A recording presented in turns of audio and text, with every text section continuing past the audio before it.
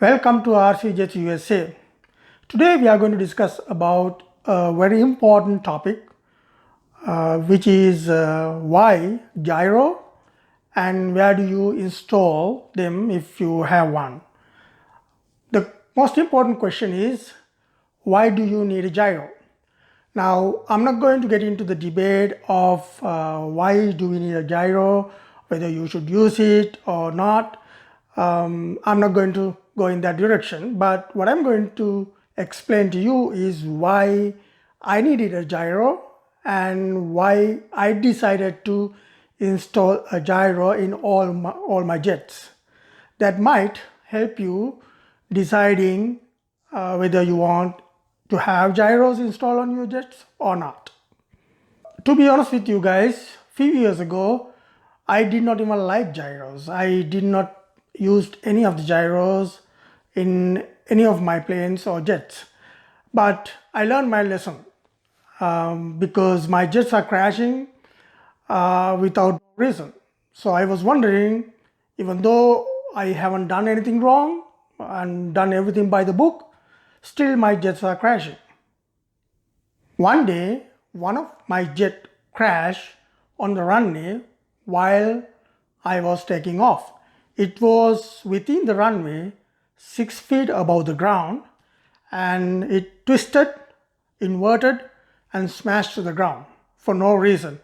I did not even touch the aileron to twist, invert like that. That was a kind of a shock for me. What happened? Quickly I realized this is something beyond my control. And the jet crashed and I lost the whole jet. Basically, I did not have a clue. So I started investigating what is causing this sort of issue, because I know for sure I didn't do anything wrong and all the electrical component, ESC, battery, everything was in perfect condition. Why that happened? When investigated further, here's the funny thing. I realized that I'm not the only one flying the jet, even though I thought I'm the one because I'm the one holding the remote. There are a few other factors flying the jet without my knowledge, without my permission. So you also may be having this experience and gone through this already. This is my theory. When you fly the jet, you are not the only pilot, even though you are holding the remote. There are two other invisible pilots flying the jet. So who are these two pilots? First one is kind of sometimes friendly, sometimes not that friendly. The second one is really not friendly at all. It is very destructive. So who are these two invisible pilots? First pilot I call wind. Wind sometimes help you when you're landing. If it is facing your jet, you can have a smooth landing, but not so much when you have a crosswind. When you're landing, it's going to be a bit difficult. So it's kind of on and off. Now the second invisible pilot is the gust. Gust is not your friend. It's always going to twist your direction, roll, and do things with zero warning, and by the time you have seen the effect of gust, it's too late for you to take any action. So I realize I cannot stop them doing these things. So that is where the gyro comes into play. The gyro's main responsibility is to counteract whatever happening to jet without your direct commands from your remote. If the gust or wind is doing certain things to the jet, gyro is going to detect that and correct immediately. This is happening within milliseconds. It's not human detectable time frame, because when something happens, it can react very quickly. By the time we see that, it's too late for us. That's the beauty of having a gyro. Remember, the misconception of gyro is flying your jet is not correct. So gyro is not going to fly the jet for you or avoid you crashing the jet. Gyro is going to counteract gust and the wind action. However, you can configure the gyro to auto level, things like that. So that is only when you have an issue like when you're disoriented or you went further up and you do not know whether you are inverted or not. If you have time, then you can switch the auto level, then it will automatically bring level. That's about it.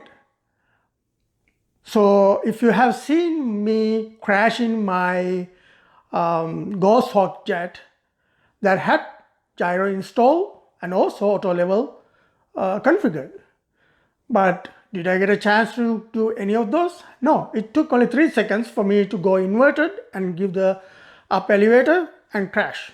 So I did not have time to switch the auto level having the gyro installed and configured for auto level. So it's not going to stop you crashing the jet or fly for you. So don't even think of that at all. So it's going to help you fly the jet the way you want, and you are the sole pilot who's managing all the movement of your jet, not the wind, not the gust. That's all about it. After that incident, my jet crashed on the runway, inverted, upside down, smashed to the ground. After that, I did not fly any of my jets without gyro. So I have bought gyros and installed in every one of my jets.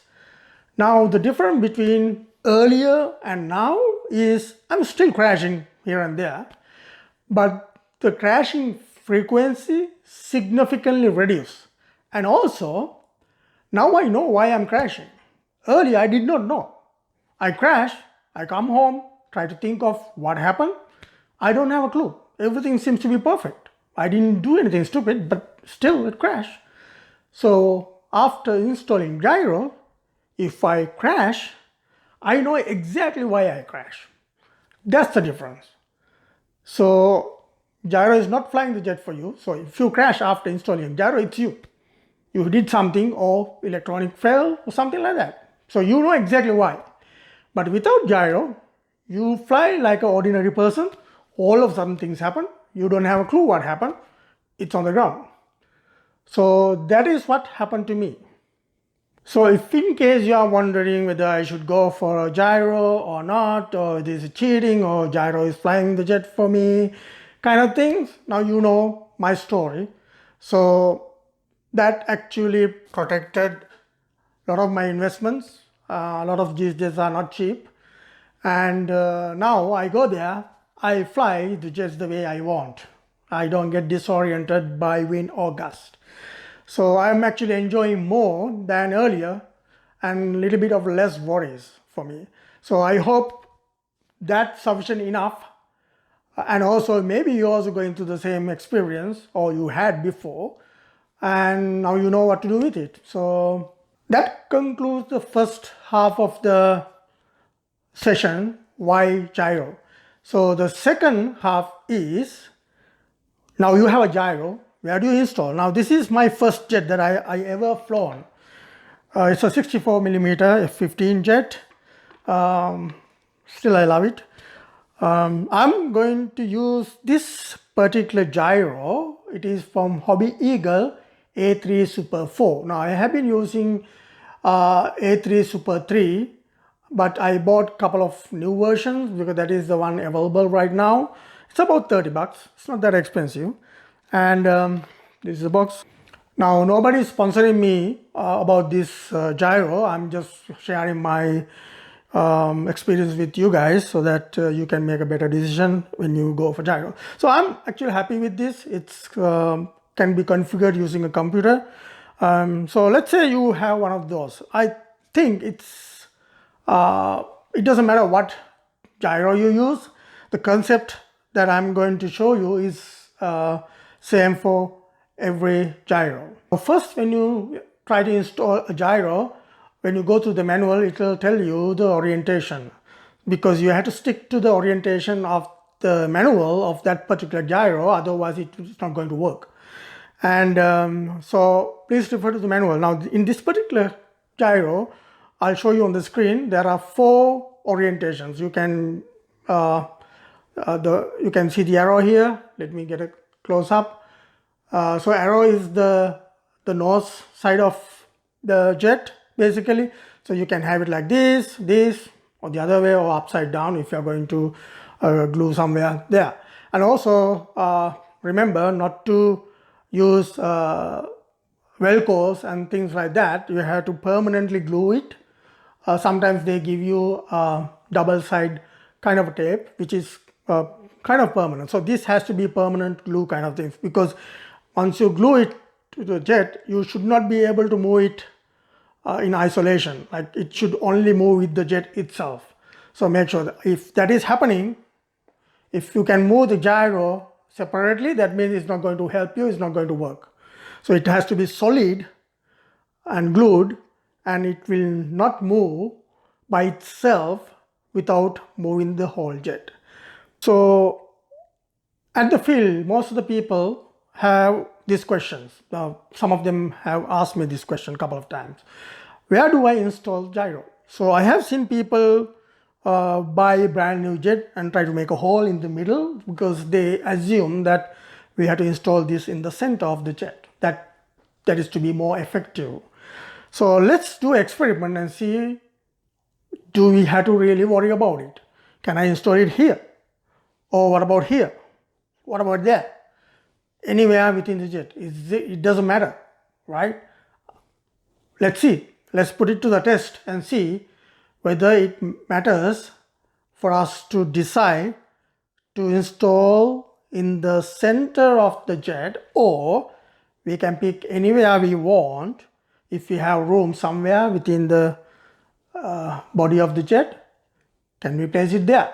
Will it work the same way?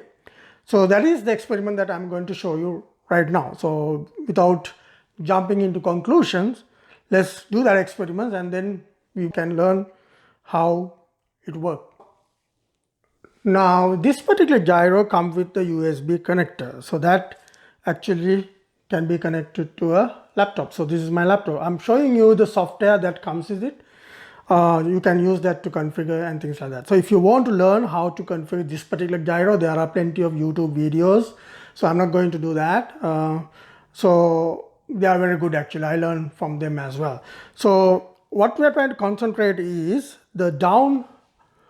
There are 2 graphs. One is the real-time movement, so you can see the numbers are changing.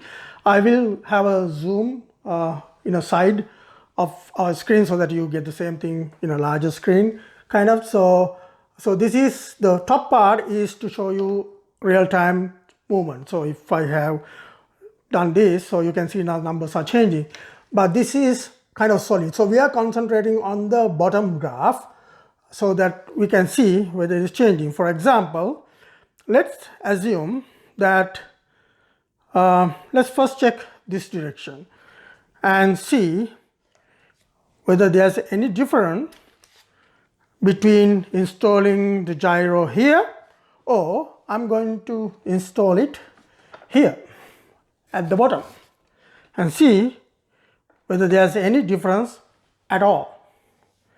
So the idea is install this and make sure whatever you are going to measure is at 0. So in this case it would be X. So at the moment you can see the X from the graph, the bottom one, X is moving up and down. So I had to make it 0. So let me put this small sponge and try to level it, because it has to be level, right? So, and the forward symbol is this way, so I have to make sure that is aligned correctly. So let me see, now it's 0. X has to be 0. X is not still 0, it's 0.1. As you can see now, X is 0. So having that, don't worry about the Y and Z, let's concentrate on X. Now when it's 0, if I do a high alpha on this jet, what will happen? So I'm going to make sure it's high alpha. So I can't go more than that. Now it's touching the exhaust there. So it's minus 0.3. So if you see the x-axis now, it's minus 0.3. Let me bring it back. So it should be 0 when I bring it back. So let me do it again. So now it should go to minus 0.3. Okay, so if I do the same here, that means I initialize that to 0, and if I do the same movement, it should have the same number, right? Let's do that. Let me get this transfer there and then get back to you guys. Now I transfer the gyro to the tail of the jet. So as of now, it should indicate 0. Yes, x is 0. So let me slowly move the nose up, and it should end up having negative 0.3 like the nose. Yeah, that's all I can go. So see, minus 0.3. Let me do it again. Now it's 0.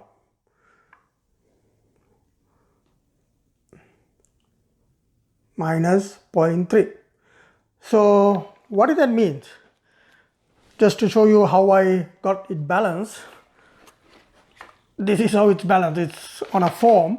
I just wanted to make sure it won't move. Now it's moving, so it's already moved. What does that mean? That means you can attach the gyro here or there, still it reads exactly the same. We are talking about the x-axis, so that means this movement is reading exactly the same. It doesn't matter where. So obviously, if you install anywhere within these two range, it will do the same. So I don't have to do it again here and here. You already know that. So don't worry about installing the gyro anywhere you have space. You don't have to cut the form and make a room in the center. Don't do that anymore. Okay, let's do something crazy for the fun of it. What about the other direction? Here and there. So we'll say you have a very wide jet, that you have room. So you might install it here or here inside. So is there any effect on that? So let me try to have this in a place that it's steady so that the wire won't pull it. So first I have already put 2 rubber bands. You can see blue color here. So now we are talking about which axis? Y. Yeah, it's y-axis. Here it's y-axis. Z is actually this way. So I'm going to place it here. Let's make y-axis 0 and see whether we can get the same identical results. So y should be 0 now. Yes, exactly. So let's move the jet tilt to a side 100% until it touch the other main wing. Okay. So let's check the readings. It is minus 0.5. So let me bring it back. It should be 0. Okay, let me go back. It's minus 0.5. So what if I change this to that corner? Let's do that. This will be a quick one. So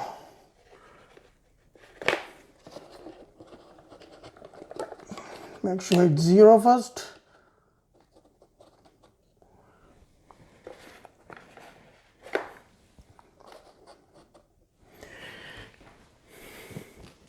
So y is not 0. Now y is 0. So let me do the same thing without moving the wire. I'm going to hold the wire. Minus 0.5. So let me bring it back. It should be 0. Yeah. So let me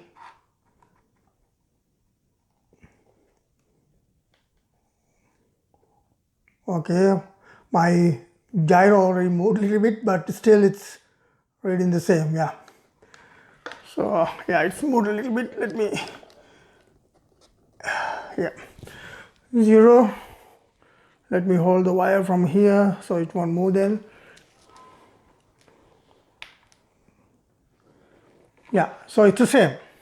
So now you know the placement of gyro doesn't matter. As far as you follow the orientation instruction as per the manual, it doesn't matter where you install it, it's going to work exactly the same. So this is a very good experiment, so you know how it works now. So if this has helped you determine where to place the gyro, give us a thumbs up and please stay tuned. I will post some more videos like this. Thank you.